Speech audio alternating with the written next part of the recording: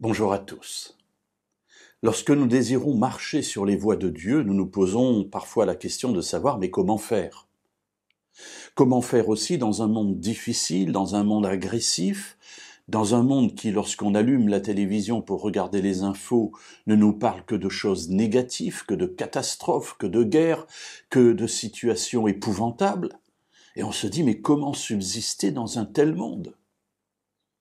Nous disons aussi que nous sommes à la fin des temps, que nous sommes dans les derniers moments de l'histoire de notre monde, sans pour autant savoir exactement combien cela durera, mais peu importe. On voit que notre monde arrive à sa fin, qu'il n'arrive plus à subvenir à ses propres besoins. Bref, parfois on peut être affolé et on se dit comment être prêt pour un tel temps.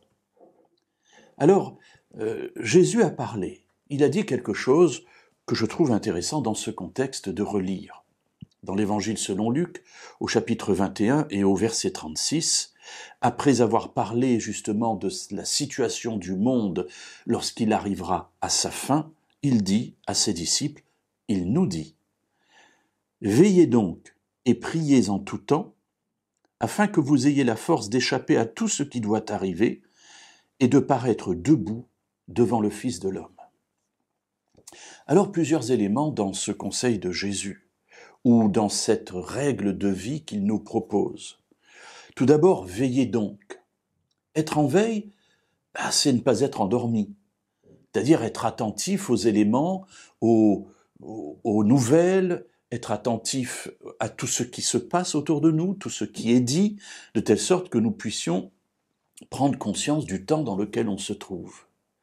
Alors à l'heure actuelle, ça n'est pas trop difficile, apparemment tout est négatif, il n'y a rien de bien dans ce monde, ce qui est totalement faux.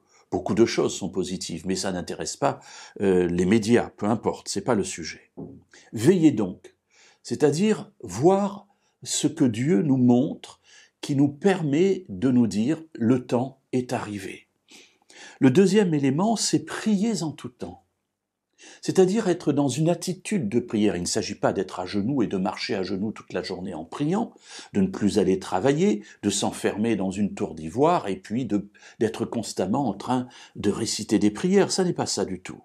Mais c'est d'être dans une attitude de prière, c'est-à-dire de communion avec Dieu. La prière, c'est un aller, une parole, et puis c'est un retour où j'écoute. Et cet aller-retour fait que je suis dans une vie baignée par la relation avec Dieu, baignée par la communion avec Dieu. Veillez et priez en tout temps, c'est quel que soit ce que vous faites, quelle que soit la situation dans laquelle vous vous trouvez, eh bien n'oubliez pas votre communion avec Dieu et que tout soit conduit par la communion avec Dieu. Ainsi, nous aurons la force d'échapper à tout ce qui doit arriver et de paraître debout devant le Fils de l'homme. Celui qui est debout au moment du retour de Jésus, c'est celui qui est victorieux. Celui qui est debout dans la Bible, c'est celui qui est face à son accusateur et qui peut résister. Eh bien, mes amis, si nous voulons, lorsque Jésus reviendra, être debout, prenons l'habitude de veiller et de prier en tout temps. Et alors, le Fils de l'homme viendra et nous serons là pour l'accueillir.